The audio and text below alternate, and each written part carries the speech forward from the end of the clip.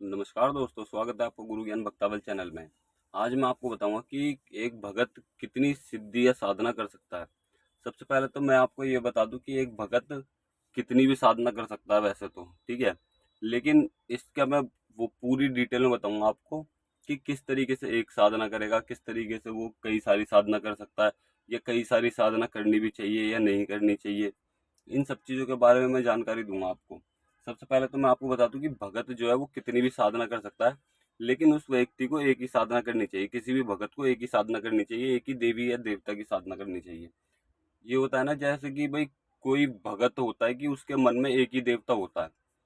बाकी देवता तो व्यक्ति के घर में, भगत के घर में कई सारे पूजते हैं, लेकिन वो ज्यादातर एक देवता को मानता है कि भाई मेरा रह पाए, ठीक है, या मेरा पवन है, या फिर मेरी कोई देवी है। कोई सी बड़ी देवी हो, कुल देवी हो या देवता हो, या हमारे ऊत पितर भी होते हैं, तो किसी भी देवी देवता की एक की साधना करनी चाहिए। मतलब कि जैसे आप कलवा पौन को मानते हो तो कलवा पौन की साधना करनी चाहिए आपको। आप सबल सिंह पौन को मानते हो तो आपको सबल सिंह पौन की सिर्फ साधना करनी चाहिए, और किसी देवी देवता की नहीं करनी चाहिए। बाकी अगर आप किसी देवता की और किसी देवी की साधना करना चाहते हो तो आप उनकी भी कर सकते हो। साधना क्यों की जाती है? साधना की जाती है भाई हमारे कार्य हो, हमारा घर ठीक ठाक हो, हम किसी देवता के प्रत्यक्ष दर्शन कर सके, इसलिए सिद्धि करी जाती है। ठीक है, साधना अलग होती है और सिद्धि अलग होती है, तो इन दोनों में बहुत फर्क होता है। अगर आप बोलोगे तो मैं इन चीजों के बारे में भी आपको बताता हूँ। सिद्धि में ये फर्क होता है कि सिद्धि में आप किसी भी देवी देवता के प्रत्यक्ष दर्शन के लिए करते हो, ठीक है। उनके प्रत्यक्ष दर्शन हो आपको, और उनकी सिद्धि प्राप्त हो, वो आपके कार्य करें। हमारे कान में पूछा देने वाली जो होती है वो सिद्धि होती है, कि इनकी सिद्धि करनी है। साधना में भी हो जाती है कि कान में पूछा मिलती है, और साधना में भी हो जाती है। अब मैं आपको सिद्धि में यही होता है कि हमें देवी या देवता के प्रत्यक्ष दर्शन चाहिए, इसलिए हम सिद्धि करते हैं। साधना में हमें देवी देवता की कृपा प्राप्त होनी चाहिए, हम कृपा प्राप्ति के लिए साधना करते हैं। तो साधना में हमें कृपा भी प्राप्त होती है, स्वप्न के माध्यम से दर्शन भी होते हैं, और कई बार ऐसा होता है कि हमें प्रत्यक्ष रूप से भी दर्शन हो जाते हैं। लेकिन सिद्धि में यह है, सिद्धि में बहुत ज्यादा समय लग जाता है। मान लीजिए आपने 40 दिन का अनुष्ठान कर रखा है, तो 40 जरूरी नहीं है 40 दिन में वो पूरा हो जाएगा। आपको 6 महीने भी लग सकते हैं, साल भर भी लग सकते हैं। तो ऐसा कोई भी समय का प्रमाण नहीं होता कि आपको ये सिद्धि इतने दिन में प्राप्त हो जाएगी। या साधना भी यही होती है कि आपने 40 दिन की साधना करी, फिर आपने बंद कर दी, मतलब कि उद्यापन कर दिया। फिर उसके बाद में कुछ समय आपको मिला, आपने 11 दिन की ले ली, 21 दिन की ले ली, फिर 40 दिन की कर ली। तो अलग अलग अनुष्ठान किए जाते हैं साधना में। सिद्धि में तो ये होता है कि हमें बस देवी देवताओं के दर्शन प्राप्ति चाहिए, उनकी कृपा प्राप्ति चाहिए, और हमें जो हम उनसे सैंध रूप, मतलब कि साक्षात्कार उनसे बात करना चाहते हैं, ये होती है सिद्धि।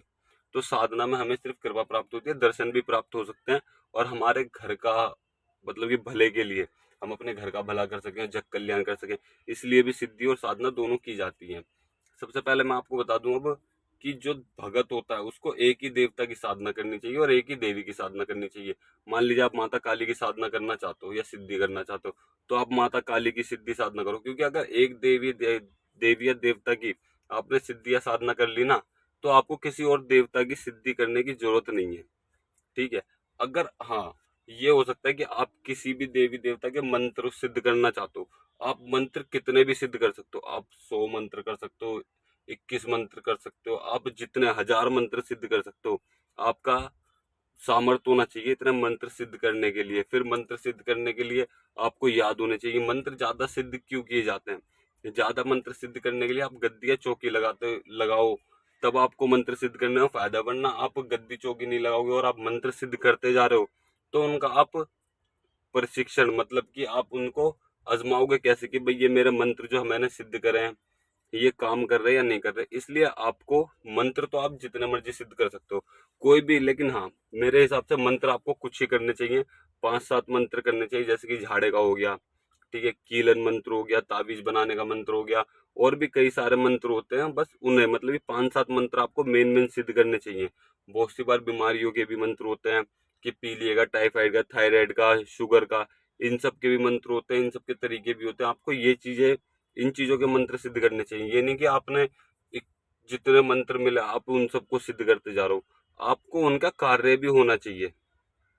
अगर आप उनका कार्य नहीं करोगे, उनका जाप नहीं करोगे, तो वो मंत्र की पावर, ऊर्जा जो होती है वो धीरे धीरे कम होने लग जाएगी। वो दुआ फिर उस तरीके का कार्य नहीं करेंगे, फिर आपको दोबारा उनको सिद्ध करना पड़ेगा। तो इसलिए आप ऐसे मंत्रों को सिद्ध करो जिनका आपको बार बार कार्य पड़े और आप उनका बार बार जाप करते रहो। और हफ्ते में या महीने में आपको कम से कम एक माला उसे नॉर्मली जाप करना पड़ेगा। अगर आप डेली किसी को झाड़ा लगाते हो तो जाप करने की जरूरत नहीं है। डेली किसी का कोई कार्य करते हो तो आपको जाप करने की जरूरत नहीं है। मंत्र को मतलब कि 108 बार मंत्र जाप करने की जरूरत नहीं है। अगर आप जाप मत किसी को झाड़ा नहीं लगाते, किसी कुछ कार्य नहीं करते उन मंत्रों से, तो आपको महीने में कम से कम एक बार उस मंत्र का जाप जरूर करना पड़ेगा, 108 बार। तब मंत्र की ऊर्जा होगी, ऊर्जा बनी रहेगी और वो मंत्र कार्य करता रहेगा। अगर आपने जाप करना छोड़ दिया, बंद कर दिया, तो उन मंत्रों की ऊर्जा जो है कम होती रहती है। क्योंकि कई बार ऐसा होता है कि आप किसी मंत्र का जाप नहीं कर रहे, मतलब कि आप किसी को झाड़ा नहीं लगा रहे। मान लीजिए आपने झाड़े का मंत्र सिद्ध कर रखा, आप किसी भी व्यक्ति को झाड़ा नहीं लगा रहे हो, तो आपको क्या करना पड़ेगा, आप उस मंत्र को बीच बीच में रटते रहिए, याद करते रहिए, उसका जाप करते रहिए। उससे क्या होगा, उसकी ऊर्जा बनी रहेगी, उसी हिसाब से ऊर्जा बनी रहेगी। जब कभी आप उसका प्रयोग करोगे तो वो मंत्र उसी पावर से कार्य करेगा जब आपने सिद्ध करा था, जब भी, और बाद में आप यूज करोगे वो तब भी उसी पावर में कार्य करेगा। तो इसलिए आपको एक कुछ मंत्र करने चाहिए, ये नहीं कि आप सारे मंत्र करते रहो। आपने 10-12 मंत्र सिद्ध कर लिए, उससे कोई फायदा नहीं होता। 21 मंत्र सिद्ध कर लिए, आप सिर्फ गिनती के कुछ मंत्र जाप करो। उनसे क्या होगा, वो मंत्र आप बार बार यूज में लेते रहोगे, उनकी ऊर्जा बनी रहेगी। और एक मंत्र से कई सारे काम होते हैं। बस आपको कार्य करने आने चाहिए और उनकी सामग्री पता होनी चाहिए आपको, कि अगर मैं इस मंत्र से ये कार्य करूंगा, तो इस मंत्र की कार्य करूंगा, तो इसमें क्या क्या सामग्री लगेगी, आपको वो सब चीज पता होनी चाहिए। तो अब आप समझ गए होगे कि मंत्र तो आप कितने भी सिद्ध कर सकते हो, लेकिन सिद्धि साधना आपको एक करने में ही सालों लग जाते हैं। अगर आप किसी भी देवी देवता की सिद्धि करना चाहते हो ना, तो आपको सालों लग जाते हैं उस सिद्धि को प्राप्त करने के लिए। वो सिद्धि जल्दी नहीं मिलती। आज साधना कर रहे हो आप, तो आप कितने भी देवी देवताओं की साधना कर सकते हो। अगर आप सिद्धि कर रहे हो तो आप किसी भी एक देवी या देवता की सिद्धि करो। क्योंकि ऐसा होता है कि आपने मान लीजिए अभी आपने कलवा पौन की सिद्धि करी, फिर वो सिद्धि में आप सफल नहीं हुए, फिर आपने सबल सिंह पौन की सिद्धि करी, उसमें सफल नहीं हुए, फिर माता काली की सिद्धि करी, फिर नतिया चौकी की सिद्धि करी, फिर देव गुमानी की सिद्धि करी। आप ऐसे घूमते रहोगे, किसी भी सिद्धि या साधना में आप सफल नहीं हो पाओगे। इसलिए मैं कह रहा हूँ, आप पहले एक सिद्धि करो और उसी को ही पूरा करो जब तक आपको दर्शन ना हो जाए। जिस भी कार्य के लिए आप सिद्धि कर रहे हो वो आपको सिद्धि प्राप्त होनी चाहिए, जब तो फायदा है। वरना आप सिद्धि मत करो, साधना करो देवता की कृपा प्राप्ति के लिए। साधना करो, मंत्र आप कितने भी सिद्ध कर सकते हो, लेकिन मेरा मानना यह है, आप सिद्धि भी एक करो, साधना आप कितने भी देवी देवताओं की कर सकते हो, लेकिन आप 2 या 3 देवी देवताओं की साधना भी करो, ताकि उन्हीं की बार बार करते रहो। मतलब कि आपने अगर सबल सिंह पौन की साधना शुरू कर दी तो सबल सिंह पौन की करते रहो बार बार। क्या पता आपको साक्षात दर्शन भी हो जाए। और पूरे नेम टेम से परहेज के साथ कोई भी साधना करनी चाहिए। किसी भी मंत्र का जाप कर रहे हो, वही पूरे नेम टेम परहेज के साथ करना चाहिए। अब आपको ये बात तो समझ में आई गई होगी। और अगर आपको हमारे द्वारा दी गई जानकारी अच्छी लगी हो तो वीडियो को लाइक करें, चैनल को सब्सक्राइब करें और बेल आइकन जरूर दबाएं, ताकि हमारे द्वारा दी गई जानकारी आप तक समय पर पहुंच सके।